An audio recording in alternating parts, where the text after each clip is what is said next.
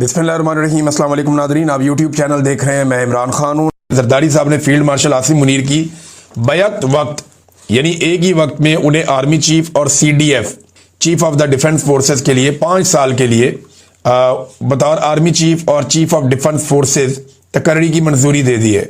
और जो air chief है ज़हीर अहमद बाबर सिद्धू, इनकी मुद्दत मुलाजमत में 2 साल की तौसीह की गई है और ये तौसीह शुरू होगी 19 मार्च 2026 से, जब वो पिछली तौसीह से रिटायर होंगे। तो ये इनको बार बार तौसीह मिल रही है। नवाज शरीफ साहब का बड़ा अच्छा ताल्लुक है इनके साथ, ज़हीर अहमद बाबर सिद्धू साहब के साथ, और उसी ताल्लुक की बुनियाद के ऊपर इनको भी ऐसा लगता है कि तौसीह मिल गई है। तो आसिम मुनीर साहब अब आर्मी चीफ भी हैं, फील्ड मार्शल भी हैं, CDF भी हैं, ताहयात इस्तस्ना भी है उनके पास, ताहयात मुराद भी है उनके पास। फील्ड मार्शल के ओहदे से अगर उन्हें हटाना है तो हटाने के लिए भी आपको सदर की इम्पीचमेंट जैसा एक मुश्किल रास्ता इख्तियार करना पड़ेगा। बहरहाल आसिम मुनीर साहब के लिए अब नए चैलेंजेस होंगे और कहा तो ये जा रहा है जनाब, एक नया दिन शुरू होने जा रहा है आज के दिन से और एक नई उड़ान होगी। तो आसिम मुनीर का अपना स्टेटमेंट क्या है पहले वो देखते हैं, फिर आपको बताते हैं कि उनके लिए चैलेंजेस ऐसे कौन से हैं जिसका उन्हें सामना करना पड़ेगा। तो एक तो ये उर्दू वाली जो ट्वीट बाद में की गई, इसमें फिर 4 दिसंबर की डेट दे दी गई और जो पहले वाली थी उसके अंदर कोई डेट नहीं थी। अब आ जाए आसिम मुनीर साहब ने क्या कहा फौरी तौर पे, जो उनका पहला स्टेटमेंट आया वो क्या है। चीजें बेहतरी की जानिब जा रही हैं, पाकिस्तान यहां से अब ऊंची उड़ान की तरफ जाएगा। ये आसिम मुनीर साहब का पहला स्टेटमेंट है ऐवान सदर में। ये जो किर्गिस्तान के सदर आए हुए हैं उनसे मुलाकात के मौके पर इन्होंने सहाफियों से कोई गैर रस्मी मुलाकात की है और कहा कि सब ठीक है और सब आपके सामने है, चीजें बेहतरी की तरफ जा रही हैं और पाकिस्तान यहां से अब ऊंची उड़ान की तरफ जाएगा, ये फील्ड मार्शल ने कहा। अच्छा, अब जरा देख लेते हैं कि फील्ड मार्शल के लिए जो बड़े चैलेंजेस होंगे आसिम मुनीर साहब के लिए वो क्या होंगे। पहला बड़ा चैलेंज जो इनके लिए है वो है इमरान खान को तोड़ना, इमरान खान को कमजोर करना, उसे डरा हुआ दिखाना या इमरान खान साहब को शिकस्त देना। यह काम वो गुज़िश्ता 3 साल में नहीं कर पाए। इन गुज़िश्ता 3 सालों में दर्जनों लोग कत्ल हो गए सिक्योरिटी फोर्सेस के हाथों। 1 लाख से जायद घरों के ऊपर जो है चादर और चार दीवारी का तकद्दुस पामाल किया गया। 25-30 हजार बंदा इन्होंने गिरफ्तार करके जेलों के अंदर डाल दिया।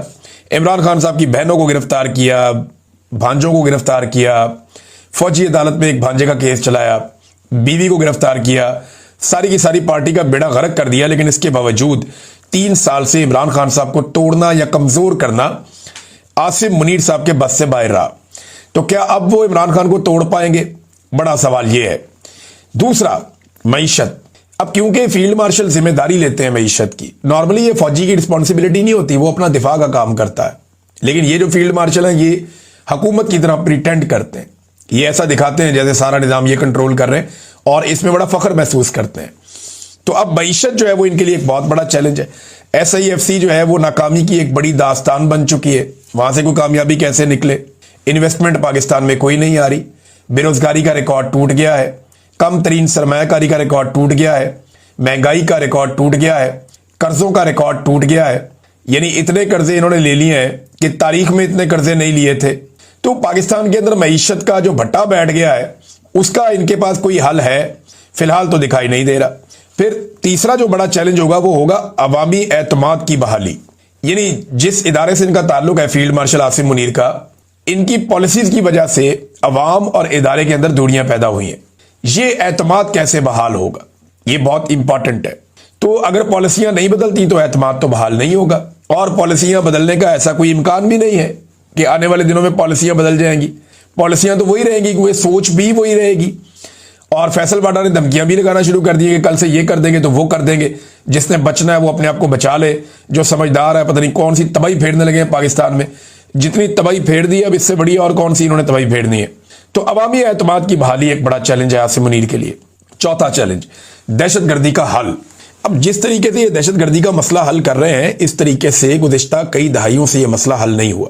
दहशतगर्दी के मसले का हल ऑपरेशन की बजाय डायलॉग के अंदर है। आप ऑपरेशन करते हैं, सूबाई हुकूमतों को और तमाम स्टेक होल्डर्स को एतमाद में लेते हैं, फिर आप एक ऑपरेशन करते हैं। अब ये इसके स्टेक होल्डर्स अफगानिस्तान में भी हैं, पाकिस्तान में भी हैं। बेशक हमारी बाढ़ लगी हुई है लेकिन इसके बावजूद बड़ा इन्फ्लुएंस है। दहशतगर्दी को अगर कंट्रोल करना है तो कबाइलियों को एतमाद में लेना पड़ेगा, सूबाई हुकूमत को, पुलिस को मजबूत करना पड़ेगा, क्योंकि पुलिस बेहतर अंदाज में जो सिविलियन हैं उनके साथ डील करती है। फौज का वो एक्सपीरियंस नहीं होता। लिहाजा दहशतगर्दी की लड़ाई को अगर तो फार्मूला सिर्फ बंदे मारने का रखना है तो फिर ये नहीं जीत पाएंगे और दहशतगर्दी पे कंट्रोल नहीं कर पाएंगे। ये एक बड़ा चैलेंज है। इमरान खान साहब ने इसका पूरा एक रोड मैप दिया हुआ है जिस पे अभी तक अमल दरामद नहीं हुआ। तो ये बड़ा चैलेंज है दहशतगर्दी का। आसिम मुनीर साहब का चौथा बड़ा और पांचवा सियासी इस्तेहकाम। ये पहले दिन से आसिम मुनीर साहब की ख्वाहिश है कि सियासी इस्तेहकाम आ जाए। बाजवा साहब ने जब रिजीम चेंज ऑपरेशन किया तो उसके बाद से पाकिस्तान में सियासी इस्तेहकाम नापैद हो गया और उसकी एक बड़ी वजह इमरान खान साहब की जानिब से चलने वाली एक तहरीक, एक मुजामत और अवाम का बड़े पैमाने पर उस तहरीक और मुजामत के साथ जुड़ जाना है।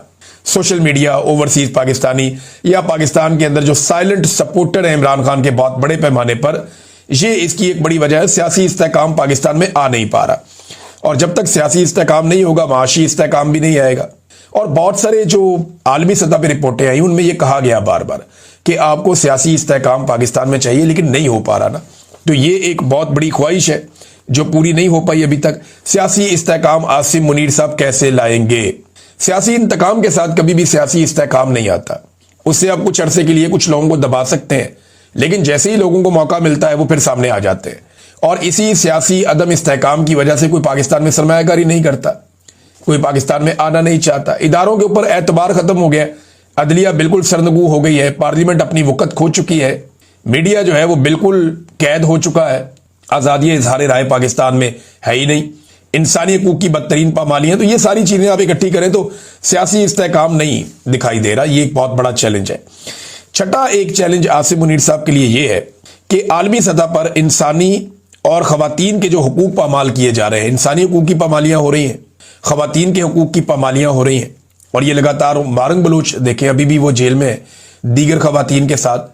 हालांकि कराची में अदालत ने उनके ऊपर जो दहशतगर्दी का एक इल्जाम उन पर लगाया गया था कि ये दहशतगर्द है, उसमें उन्हें बाइज्जत बरी किया। अभी बड़े बड़े लोग इल्जाम लगाते रहे लेकिन बाइज्जत बरी हुई वो।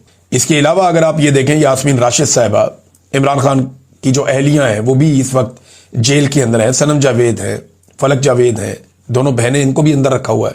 बहुत सारी दीगर और खवातीन हैं, इनको विक्टिमाइज किया जा रहा है। मखसूस नशस्तें खवातीन से एक बहुत बड़ा हक छीन लिया गया। तो आलमी सतह पर जो इंसानी हकूक की पामालियां हो रही हैं पाकिस्तान में, ये एक बड़ा सवाल पैदा हो जाता है कि इससे कैसे आसिम मुनीर साहब निपटेंगे। सातवां इशू यह है कि गंदे अंडों की ब्रांडिंग कैसे करेंगे। यानी जो गंदे अंडे उन्होंने इकट्ठे किए सारे और उनको लाकर इक्तदार में बिठा दिया। अब इनमें अक्सरियत गंदे अंडों की है। इन लोगों ने बहुत करप्शन की है अपने अपने दौर में और आज तक ये जवाब भी नहीं दे पाए। कवानीन को बदल के टेक्निकल बुनियादों पे इन्होंने अपने मामलात NRO कर करके खत्म किए। अब इन गंदे अंडों की ब्रांडिंग कैसे करनी है, क्योंकि आठवां इशू इसके साथ जुड़ा हुआ है कि अब इनके पास 5 साल और हैं। 5 साढ़े 5 साल कहा जाता है, कोई लोग कहते हैं कि 2031 तक जाएंगे, मार्च 2031 तक भी लोग कहते हैं। बहरहाल जहां तक भी जाना है ये तो अल्लाह ताला जानता है कौन कहां तक जाएगा और कब किसका वक्त खत्म हो जाएगा। मेरा रब ज्यादा बेहतर जानता है। इंसान तो प्लानिंग 100 साल की करता है तो पल की खबर नहीं, सामान 100 बरस का और पल की खबर नहीं, ये मिसरा याद रखिएगा। अच्छा, आठवां प्रॉब्लम ये आएगा अगर तो ये लंबा लिंगर ऑन कर गए कि इलेक्शन में अपने लोगों को दोबारा कैसे जितवाएं।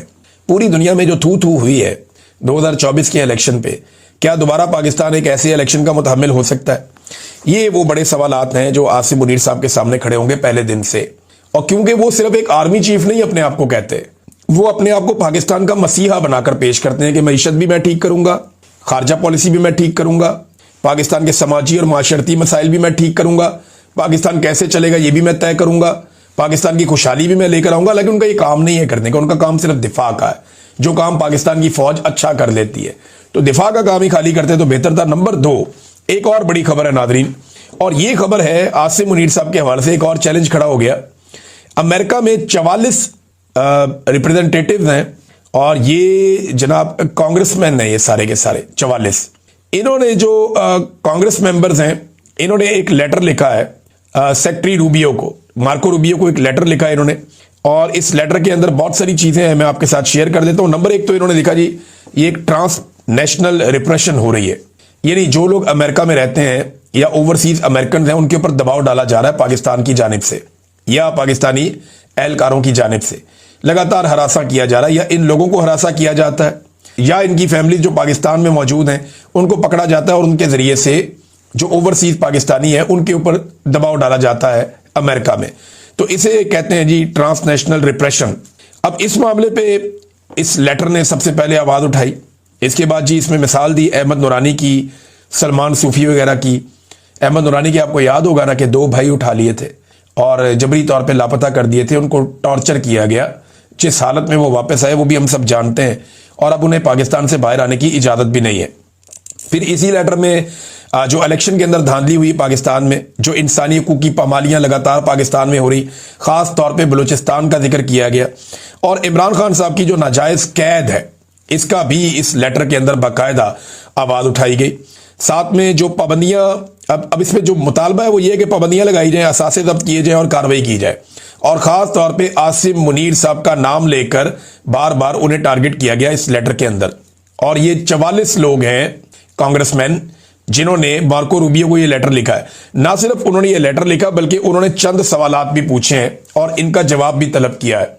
17 तारीख तक वो कहते हैं जी 17 दिसंबर तक आप हमें इसके बारे में बता दें ताकि हमें इसके बारे में इंफॉर्मेशन मिल जाए। ये जो आखिरी सफ़ा है, क्योंकि ये 4 सफ़ात हैं और इसमें बल्कि ज़्यादा सफ़ात है, इसमें जो पहला सफ़ा है वहाँ से लेटर शुरू हो जाता है, दूसरा और तीसरे के ऊपर ये सवालात हैं, और इसके बाद मज़ीद 4 सफ़े हैं जिनके ऊपर दस्तखत हैं 44 कांग्रेसमैन के। अच्छा, अब जो सवालात इन्होंने पूछे हैं वो ये कि आसिम मुनीर का जो गैर जमहूरी किरदार और आमिराना हुक्मरानी है, क्या अमेरिका आसिम मुनीर और दीगर मिलिट्री ऑफिशियल पर बैन लगाया अमेरिका ने? इसके बाद एक और चीज़ उसमें उठाई, उन्होंने कहा जी कि इनके ऊपर बैन लगाना, पाबंदियाँ लगाना या जो मैग्निट्स्की सैंक्शंस हैं उसका भी इसमें तस्करा किया गया कि वो इन पे लगाई जाएं। नंबर 2 ये उन्होंने पूछा कि ऐसी कौन सी चीज़ें हैं यानी इसके अलावा, यानी जो कुछ पाकिस्तान में हो रहा है इसके अलावा और क्या ऐसा है कि जिसकी सूरत में पाकिस्तानी जो मिलिट्री हुकूमत है इसके ऊपर पाबंदियाँ लगाई जाएं। यानी उन्होंने कहा जी कि ये इतना सारा कुछ पाकिस्तान में हो गया, सारा कुछ उन्होंने लिखा 3 सफ़ात में। फिर उन्होंने पूछा कि जनाब आप बताएं ये सारा कुछ हो गया है और क्या ऐसा हो कि आप पाकिस्तान की मिलिट्री हुकूमत के ऊपर आपको पाबंदी लगाएं या उनके ऊपर कुछ सैंक्शंस लगाएं। फिर उन्होंने एक और सवाल पूछा कि अमरीकी हुकूमत इस बारे में क्या कर रही है कि अमरीकी शहरी जो पाकिस्तानी भी है ना, ओवरसीज पाकिस्तानी है तो वो अमरीकी शहरी हैं वहाँ पे, क्योंकि जो अमरीकी शहरियों पे जो दबाव डाला जा रहा है उनके ख़ानदानों को पाकिस्तान में महफूज करने के लिए अमरीकी हुकूमत किस किस्म के इकदाम कर रही है, ये भी सवाल उठाया गया। फिर ये भी पूछा गया कि डोनाल्ड ट्रंप की शहबाज शरीफ से मुलाकात हुई, उससे पहले आसिम मुनीर से मुलाकात हुई, इन मुलाकातों में क्या ये मामला उठाए गए जिनका हमने तस्करा किया लेटर में, और अगर उठाए गए तो इनका फॉलोअप क्या है, किस किस्म की पाबंदियां लगवाई गई या लगाई गई, ये भी सवाल उन्होंने पूछा। फिर आखिर में उन्होंने एक बड़ा इंपॉर्टेंट क्वेश्चन किया, उन्होंने कहा जी आसिम मुनीर के साथ आप एंगेजमेंट करते हैं तो अमेरिका तो डेमोक्रेसी में मानता है, ह्यूमन राइट्स में मानता है, तो जब आप उनके साथ एंगेजमेंट करते हैं तो ऐसी एंगेजमेंट से जो अमेरिका के जमहूरियत और इंसानी हकूक के हवाले से पॉलिसी है उन उसूलों की खिलाफ वर्जी हो जाती है, क्या नहीं होती, ये भी उन्होंने पूछा। तो अब ये 5 चीज़ें उन्होंने पूछी हैं। मार्को रूबियो को लेटर आएगा जवाब में तो फिर पता चलेगा कि वो इसका जवाब क्या देते हैं। लेकिन पाकिस्तान के अंदर अभी फिलहाल आसिम मुनीर साहब ने वो अचीव कर लिया जो वो अचीव करना चाहते थे। लेकिन पाकिस्तान ने इसमें क्या अचीव किया? कुछ भी नहीं। अगर आर्मी चीफ कोई और भी आ जाता तो पाकिस्तान को क्या फ़र्क पड़ता? कोई फ़र्क नहीं पड़ता। पाकिस्तान को फ़र्क पड़ेगा जब पाकिस्तान में मैंडेट का एहतराम किया जाएगा, जब इंसानी हकूक़ की पामालियाँ बंद हो जाएंगी, जब अदलिया आज़ाद हो जाएगी, मीडिया आज़ाद हो जाएगा, जब पाकिस्तान में आज़ादी इज़हार राय होगा, जब पाकिस्तान के अंदर रूल ऑफ लॉ होगा, जब पाकिस्तान में 2 नंबरी और फ्रॉड बंद हो जाएगा, जब पाकिस्तान में एहतसाब का एक गैर जानिबदार सिस्टम होगा जिसकी मौजूदगी में करप्शन कोई नहीं कर सकेगा, जब इदारे सियासत में मुदाखलत बंद कर देंगे, जब ये सारी चीज़ें हो जाएंगी ना, सिफारिश पर ये चीज़ें ख़त्म हो जाएंगी और अपनी मर्जी के बंदे इधर लगाओ उधर लगाओ, जब ये खेल ख़त्म हो जाएगा तो याद रखिएगा कि पाकिस्तान की किस्मत बदल जाएगी। अभी सिर्फ चंद लोगों की जिनकी तैनातियां उनकी किस्मत बदली है, पाकिस्तान की नहीं बदली। नाज़रीन, इसराइली अखबारात ने इंकशाफ किया है और एक ख़ास तौर पे ये इसराइली अखबार मेरे सामने मौजूद है, हेरेट्स, और हेरेट्स ने भी इसके बारे में बताया, इसराइली अखबार ने भी इसके बारे में बताया, इनके जर्नलिस्ट ये रिपोर्ट लिख रहे हैं। और इससे पहले एक दफ़ा ये रिपोर्ट मैं पहले भी आपके सामने रख चुका हूँ, ये किसी और ज़रिए से आई थी। अब वो ये बता रहे हैं कि इसराइली सॉफ्टवेयर पाकिस्तान में इस्तेमाल हो रहे हैं अमरीकी पाबंदियों के बावजूद। ये एक इसराइली कंपनी है, इसका बाकायदा यहाँ पे इन्होंने नाम भी लिखा है, ये स्पाईवेयर फर्म है और इंटेलेक्सा, और ये जनाब एक साबिक ऑफिसर है जो इसको चलाता है। अमेरिका ने इसके ऊपर पाबंदी लगाई हुई है लेकिन इसके बावजूद ये एक्टिव है। और पाकिस्तान जो है वो इस सॉफ्टवेयर को इस्तेमाल कर रहा है। सिर्फ पाकिस्तान नहीं कर रहा है, सऊदी अरब भी कर रहा है और कुछ और जगह पे भी इस्तेमाल हो रहा है, ये इसमें कहा गया। लेकिन पाकिस्तान में जो रिपोर्ट है वो ये है कि दर्जनों अफराद की जासूसी की गई है, इसराइली सॉफ्टवेयर को इस्तेमाल किया गया है, और जिस कंपनी का ये सॉफ्टवेयर है उसके ऊपर अमेरिका ने पाबंदी लगा रखी है। और हाल ही में एक इसका पूरा एग्जाम्पल दिया गया, इस सॉफ्टवेयर के जरिए से वकील का मोबाइल फोन हैक किया गया और उसकी मालूमात सारी हासिल की गई। ये जो नाज़रीन आपको कोई लिंक आ जाता है ना, कभी कभी आपको ईमेल में आ जाए या आपको मोबाइल फोन में आ जाए, इस किस्म का कोई लिंक आपके पास आ जाए, चाहे वो खबर की सूरत में आए या आपकी अपनी खबर की सूरत में आए, तो आपने वो खोलना नहीं है जब तक कि आपको पूरा यकीन नहीं है। बाद औक़ात आप किसी लिंक को खोलते हैं, आपका पूरा सिस्टम हैक हो जाता है। लिहाजा इसके लिए एक आसान तरीका मैं आपको और बताता हूं। आपको कोई भी चीज आए, उस चीज को फॉरवर्ड करें किसी आप एक्स्ट्रा डिवाइस के ऊपर। ये सबके लिए नहीं है, जो लोग बड़े ओहदों पे हैं या जो लोग ये समझते हैं कि उनकी जासूसी की जा सकती है, तो वो बड़े आराम से ये कर सकते हैं कि उनको जो भी कोई चीज लिंक की सूरत में किसी सूरत में आए तो उसको किसी और डिवाइस पे कहीं और भेज दें, किसी और अकाउंट पे उसको भेजें और वहां से उसको खोलकर चेक कर ले, अगर आपको चेक करना ही है तो। वरना हर चीज आपको वैसे ही अवेलेबल होती है, आप सर्च कर लेते हैं, लेकिन अगर आपको चेक करना है तो किसी और डिवाइस के ऊपर, किसी और अकाउंट के ऊपर कहीं और जाके आप ये ट्राई करें।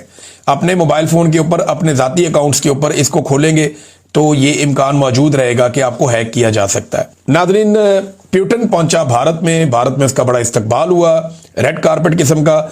लेकिन भारत में आने के बाद प्यूटन ने वहां तालिबान की तारीफ की, जो एक बड़ी अजीब बात है। अफगान तालिबान की तारीफ की है प्यूटन ने भारत में बैठ के। उन्होंने कहा Taliban clearly controls the situation in Afghanistan, वो अफगानिस्तान में सिचुएशन को कंट्रोल कर रहे हैं और तालिबान की हुकूमत ने बहुत सारे इकदाम किए हैं, बहुत सारे एक्शन लिए हैं दहशतगर्दों और दहशतगर्दी की मुख्तलिफ ऑर्गेनाइजेशन के खिलाफ, और वो कामयाबी से ये काम कर रहे हैं। तो ये प्यूटन का अफगानिस्तान के बारे में पॉजिटिव स्टेटमेंट देना भारत में बैठ के पाकिस्तान के लिए ये चीज़ें बड़ी मानी खेद हैं। देखिए, हमने अमेरिका के साथ अपने ताल्लुकात कुछ बेहतर किए हैं और वो इस बुनियाद पे किए हैं कि हमने बहुत सारे उनके मफादात को सपोर्ट किया अमेरिका के, चाहे वो इसराइल का मामला हो, फ़लस्तीन का मामला हो, अफगानिस्तान का मामला हो, मादनियात का मामला हो, अमन के नोबेल प्राइस का मामला हो, जो भी है पाकिस्तान ने बहुत सपोर्ट किया डोनाल्ड ट्रंप को। उसके जरिए से हमने अमेरिका के साथ कुछ ताल्लुकात बेहतर किए हैं, मगर बज़ाहिर ये दिखाई देता है कि जो खित्ता पाकिस्तान का है, जहां पे पाकिस्तान मौजूद है, उस खित्ते में तवाज़ुन पाकिस्तान बरकरार नहीं रख पाया, या पाकिस्तान का रिजीम जो मौजूदा है वो ये नहीं कर पाया, और अच्छे ताल्लुकात बनाने में पाकिस्तान यहां पे कामयाब नहीं रहा। पाकिस्तान के चारों तरफ जो ममालिक हैं सवाए चाइना के, बाकी किसी के साथ पाकिस्तान के कोई अच्छे ताल्लुकात, मिसाली ताल्लुकात इस वक्त नहीं है। नादरीन, जज के बेटे का मामला आगे बढ़ रहा है आहिस्ता आहिस्ता, और इस हवाले से खबर यह है कि इस्लामाबाद में खवातीन को कुचलने वाले छोटे जज साहब, यानी जज साहब का बेटा, उनके 4 रोजा जिस्मानी रिमांड का पहला नतीजा सामने आ गया। हादसे में जाँ बहक होने वाली एक लड़की का खानदान सुलह के लिए मान गया, ताहम दूसरे खानदान को मनाने के लिए रात गए तक कोशिशें जारी हैं। पूरे सिस्टम की भरपूर कोशिश है कि सुबह जिस्मानी रिमांड मुकम्मल होने के बाद जेल जाने से बचा जा सके। ट्रैफिक हादसे में कमजोर तरीन दफात के तहत दर्ज FIR में 4 रोजा जिस्मानी रिमांड को सुलह के लिए वक्त देना ही समझा जाए। यानी अब आप समझ लेना, बड़े आदमी का बच्चा है, और बड़ा आदमी वो जो इस वक्त सिस्टम को पसंद है और सिस्टम लेकर आया उन्हें, तो फिर ऐसे जज साहब की इस किस्म का कोई केस आ जाए तो मेरे ख्याल में ये तो बड़ा गोल्डन चांस है एजेंसियों के लिए। अब इन जज साहब को कहीं भी इस्तेमाल किया जा सकता है, यानी इनके बेटे के नाम पे इन्हें जब चाहे ब्लैकमेल किया जा सकता है। जज साहब के बेटे के नाम के ऊपर ये मुद्दई अभी सुलह कर लेंगे, कल को ये किसी वक्त भी स्टेटमेंट दे सकते हैं कि जनाब हम पे दबाव डालकर हम पे सुलह करवाई गई, उस वक्त हम वो सुलह नहीं करना चाहते थे, केस दोबारा रीओपन किया जाए। तो ये बड़ा मामला है जो हमेशा एक फंसा रहेगा और ये गले की हड्डी बना रहेगा। तो ये इस तरह का मामला तो हमेशा बड़ा सूट करता है पाकिस्तान के सिस्टम को कि किसी बंदे को काबू करना हो तो बड़ा आसान तरीका है।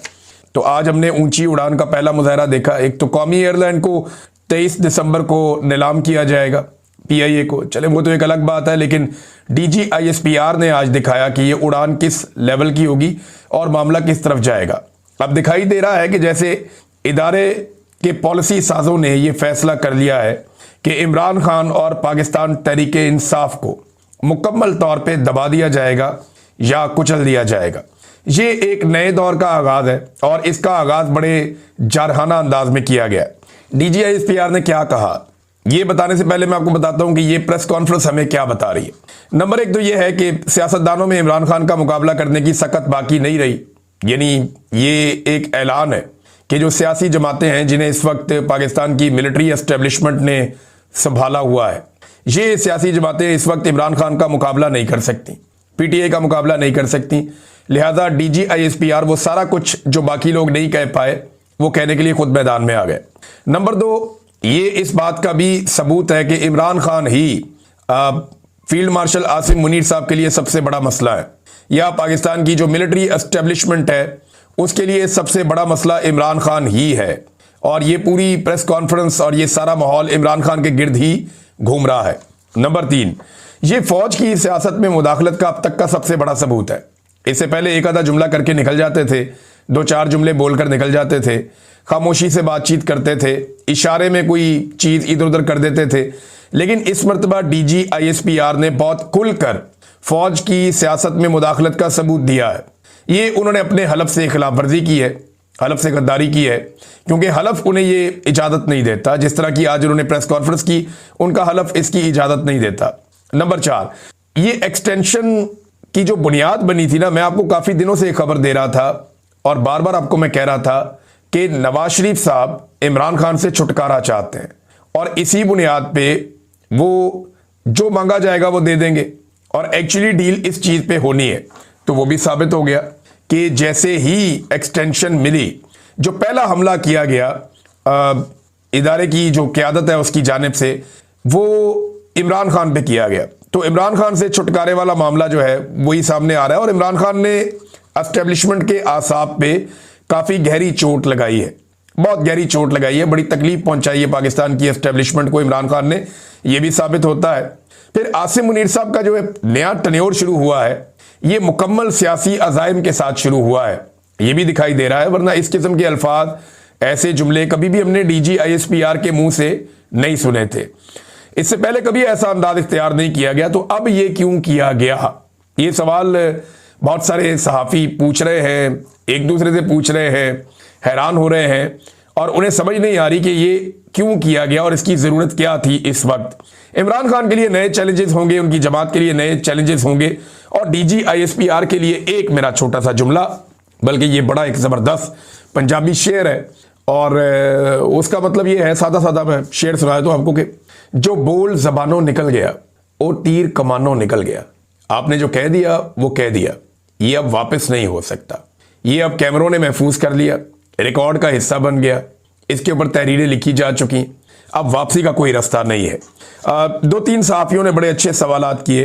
एक तो मंसूर अली खान साहब का बड़ा शानदार सवाल था, उन्होंने पूछा जनाब सारे ही गद्दार है, सारे के सारे जो है वो सिक्योरिटी थ्रेट है, जब से पाकिस्तान बना है तब से लेकर अब तक। उन्होंने फिर मिसालें दी, फातिमा जिन्ना की, नवाज शरीफ तक वो आए, उन्होंने कहा जी सारे के सारे सिक्योरिटी थ्रेट है, अब इमरान खान भी है, तो ये तो आपकी पॉलिसी बदलती रहती है, तो क्या आइंदा भी बदल जाएगी। अच्छा सवाल था बहुत मंसूर अली खान साहब का। अफसा कोमल साहबा ने बड़ा अच्छा सवाल किया और ये भी इससे मिलता जुलता उनका एक क्वेश्चन था कि जनाब ये तो बहुत पुराना एक बयानिया जो हर दफ़ा बनाया जाता है। तो इसके जवाब में अजमल जामी साहब का सवाल भी अच्छा था। अच्छा, इसके जो जवाब था ना उसमें DGISPR ने बड़ी अजीब बात की।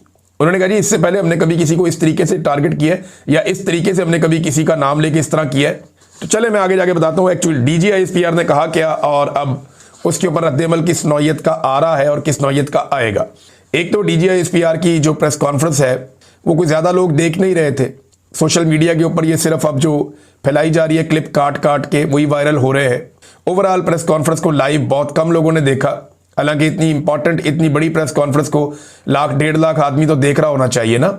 इमरान खान साहब जब बोलते थे तो ऐसे ही लाखों लोग देखते थे, लेकिन यहाँ पे बहुत थोड़े चंद हज़ार मिला ले, सारे के सारे मिला के तो बहुत थोड़े लोग थे।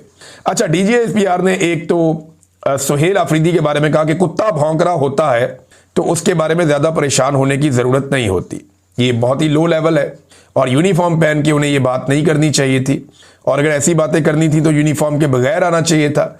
ये बड़ी नामुनासिब बात है, ऐसी ज़ुबान तो कभी सियासतदानों ने भी इस्तेमाल नहीं की, लेकिन DGISPR की इस तरह की ज़ुबान इस्तेमाल करने के बाद ये तो मैं आपको गारंटी दे रहा हूँ कि सियासत के मैदान में आग लग जाएगी, क्योंकि अब वो पॉलिटिकल पार्टीज जो फौज की ताकत के ऊपर इन्हिसार करते हैं अपनी सियासत के लिए, वो इससे भी 2 कदम आगे जाने की कोशिश करेंगे। अब आपको ज़्यादा गाली नज़र आएगी, ज़्यादा बदतमीज़ी और ज़्यादा नफरत नज़र आएगी, जो आज की इस प्रेस कॉन्फ्रेंस के अंदर स्टार्ट हो गया मामला। उन्होंने कुत्ता कह दिया एक वज़ीर आला को।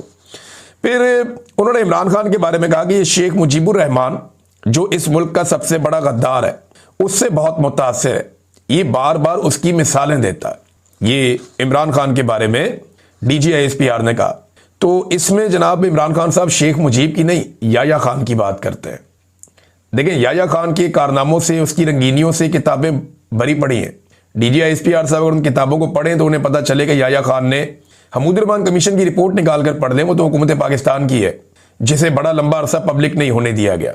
तो वो रिपोर्ट भी ये बताती है कि शेख मुजीब से बड़ा दुश्मन पाकिस्तान का याया खान था, जिसकी रंगीनियों की वजह से और जिसकी हरकतों की वजह से और घटिया सियासी हिकमत अमली की वजह से जो जुल्फिकार अली भुट्टो के साथ मिलकर उसने गेम डाली, इन